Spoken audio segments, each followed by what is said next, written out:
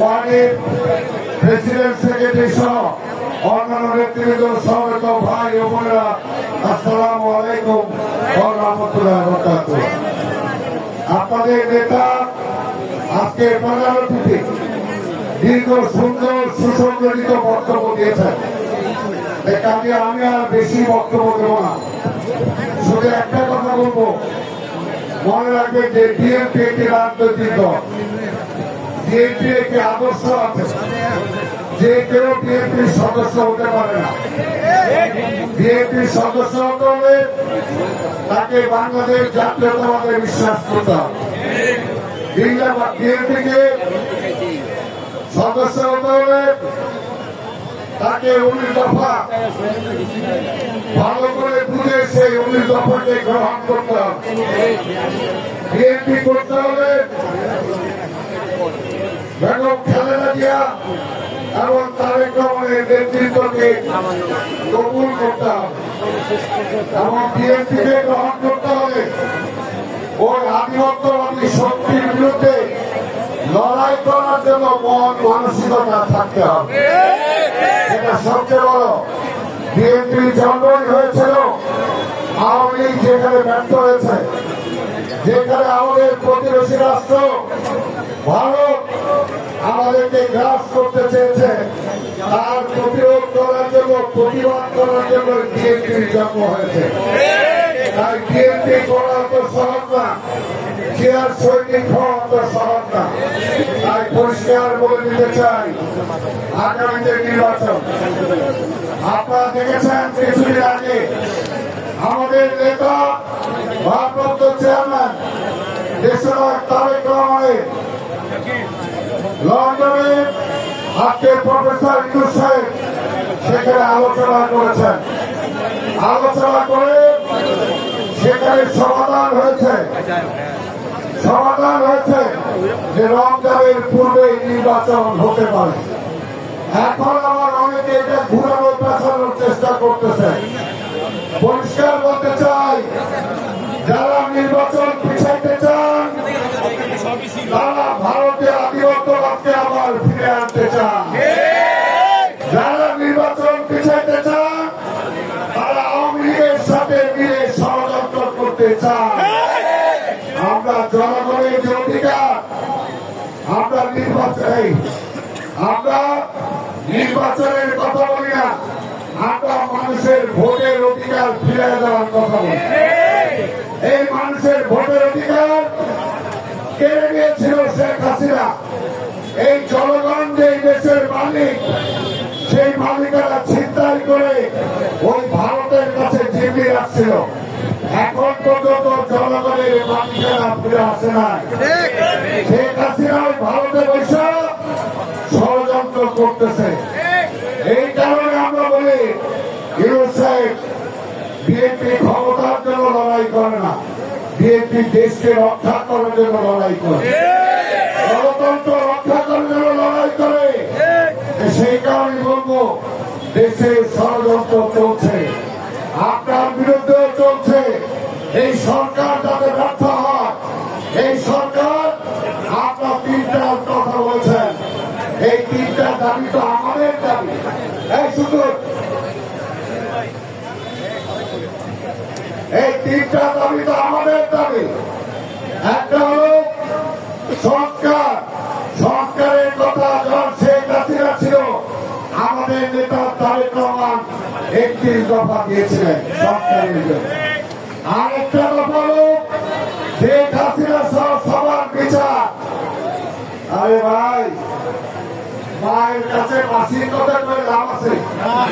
শেখ হাসিনা সবচেয়ে বেশি কাদেরকে অত্যাচার করেছে?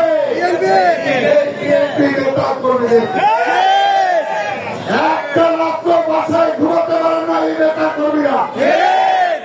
অনেক নেতা কর্মী আজকে হারিয়ে গেছে। আমাদের মতে সে চিকিৎসা দিতে পারে নাই ঠিক মতো, চলে গেছে। আল্লাহ তাকে বেশ করে ঠিক করুক। আমাদের এমন কোন নেতা নাই যার বিরুদ্ধে ডজনের ডজন মামলা নাই। অনেক নেতাকে বন্ধু করা হয়েছে, হত্যা করা হয়েছে, অনেক নেতা গুম হয়েছে, এখন আমরা ফিরে পাই না। আমাদের থেকে বেশি কেউ শেখ হাসিনার বিচার চায়? আমরা বিচার চাই। এখনো কেন শেখ হাসিনার বিচার শেষ হয় না? 1 বছর হইতে চললো, মাত্র একটা বিচারে জন্য প্রস্তুতি নিতে চার্জশিট দেওয়া হয়েছে, বাকি মামলাগুলোর এখনো খবর নাই। আপনার ট্রাইব্যুনাল কেন বলেন না? একটা ট্রাইব্যুনাল কেন? আমরা তো বলছি আরো ট্রাইব্যুনাল বলেন, অতি দ্রুত তাদেরকে বিচারের ব্যবস্থা করেন। বলেন যে বিচার ছাড়া নির্বাচন হবে না। বিচার আমরা বেশি চাই, রক্ত আমাদের ঝরেছে। আমাদের জীবনে 17টা বছর ছিনতাই করে নিয়ে গেছে শেখ হাসিনা। আমাদের এমন করে বেতন নাই। আজকে যে মহানগর উত্তরে কমবেলা জাতীয় দলে ফুটবলে ক্যাপ্টেন হিসাবে জাতীয় পদক পেয়েছিল। আজকে সেরকম একজন জাতীয় পদকধারী ব্যক্তিকে তারা কিভাবে গ্রেপ্তার করেছে আপনারা মিডিয়াতে দেখেছেন। ডিবি অফিসে নিয়ে তাকে কিভাবে অত্যাচার করেছে সেটা তো আর সে বলতে পারে না, ভদ্র মানুষ। কিন্তু আমরা তো জানি সেই কারণে বেগম খালেদা জিয়াকে কিভাবে মেরে ফেলার চেষ্টা করা হয়েছে, আমাদের নেতা তারেক রহমানকে মেরে ফেলার চেষ্টা করা হয়েছে। আমরা বিচার চাই না, বিচার কে আপনারা চান? আমরা আগে বিচার চাই, বিচার করেন। কিন্তু তার মানে এই না বিচারের কথা বললা, সংস্কারের কথা বললা মাসের পর মাস আপনি থাকবেন, অসুবিধা ছিল না। কিন্তু ওই যে হাসিনা বসে রয়েছে, ষড়যন্ত্র করতেছে, বলে যে কোনো সময় চুপ করে আসবে, ওই চুপ করার আশা ঠেকানোর জন্য নির্বাচিত সংসদ দরকার। তাই ভাইরামা বিএনপি আজকে সেই নির্বাচন চায়। এই মোহাম্মদপুর এলাকা বিএনপির ঘাঁটি, বিএনপির ঘাটে আমরা বিশ্বাস করি আগামী নির্বাচনে এই মোহাম্মদপুরের মানুষ ধানের শীষে ভোট দেবে। 18 নির্বাচনে আপনার নামতে পারেন নাই, তারপরে যারা সেন্টারে গিয়েছিলেন তারা আমাকে ধানের শীষে ভোট দিয়েছিলেন। কিন্তু সেই রেজাল্ট 7টা, 8টা, 9টা, 10টা, 11টা, 12টা পর্যন্ত রেজাল্ট ডিক্লেয়ার না করে রাত্র 1:30টার সময় রেজাল্ট পাল্টায়া, ভোট পাল্টায়া তারপর ডিক্লেয়ার করেছে। এইবারও কি সেরকম ষড়যন্ত্র হবে? তাই আপনাদের প্রার্থী হিসাবে বলতে চাই, ধানের শীষের প্রার্থী হিসাবে বলতে চাই, আগামী নির্বাচনের জন্য এখন থেকে প্রস্তুতি নিতে হবে। যেটা আপনাদের নেতা বলছেন, সেন্ট্রাল কমিটিগুলো করেন, ভালো লোকদেরকে নিয়ে কমিটি করেন, ভালো লোকদেরকে নির্বাচনী প্রচারণায় যেতে হবে। প্রত্যেকটা ওয়ার্ডে ওয়ার্ডে আপনাদের নেতৃত্বে নির্বাচন পরিচালনা হবে। কে কি বললো আমি কোন গ্রুপ করি না, পরিষ্কার বলেছি। আমি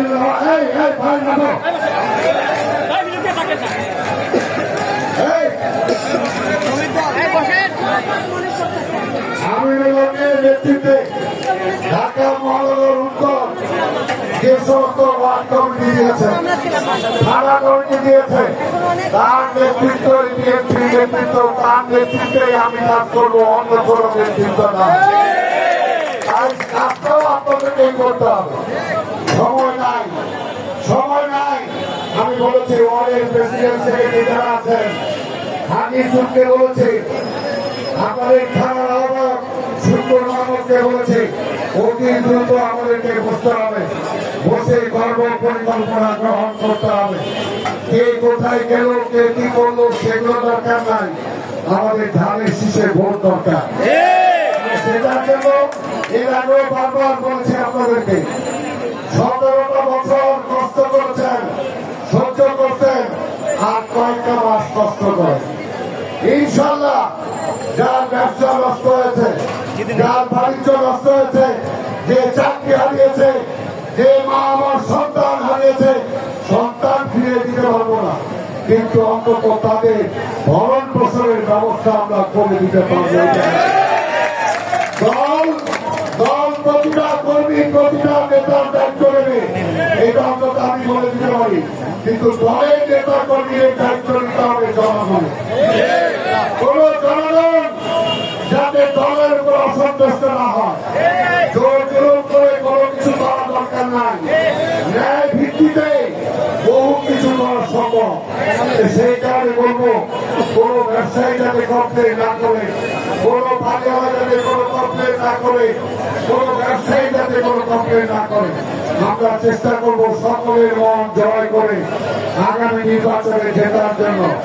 শুধুমাত্র বিএনপিকে ক্ষমতা ভোগ করার জন্য ক্ষমতা না, এই দেশটাকে যদি রক্ষা করতে হয়, যারা আজকে বিতর্ক করে তাদেরকে বলবো আরেকটা দল দেখা, যারা এই দেশটাকে সামনের দিকে এগিয়ে নিতে পারে। ৭৫-এ আওয়ামী লীগ যখন দেশ শেষ করে দিয়েছিল, এই দেশের মানুষ সেটাই জনতা ঐক্যবদ্ধ হবে জিয়া রহমানের হাতে ক্ষমতা বুঝাই দিয়েছিলেন এবং জিয়া রহমান দেশটাকে একটা ট্র্যাকে আনছিলেন। আজকের যে অবস্থা, এই অবস্থায় তারেক রহমান ছাড়া কোনো বিকল্প নাই।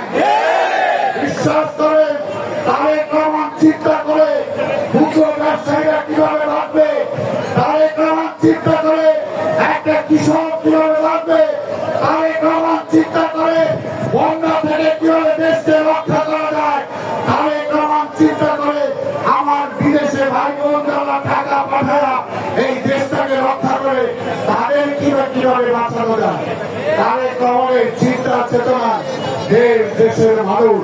দেশের মানুষকে আগে শক্তি দিতে হবে, তাদেরকে খাওয়াতে হবে, তারপরে আমরা দলের নেতা কর্মীরা যদি বাকি থাকে তারপর আমরা খাবো। কি বলে রাজি আছে? দেশের মানুষকে দিতে হবে, তারপরে আমরা নেব। এর আগে আমরা কিছু নেব না।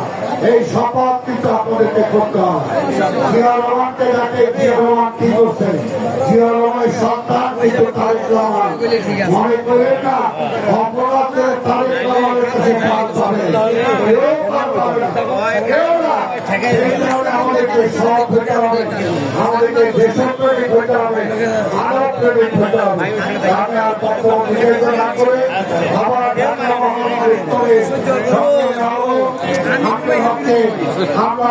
আমাদের আমরা করতালি মাধ্যমে আমার ধন্যবাদ জানাই।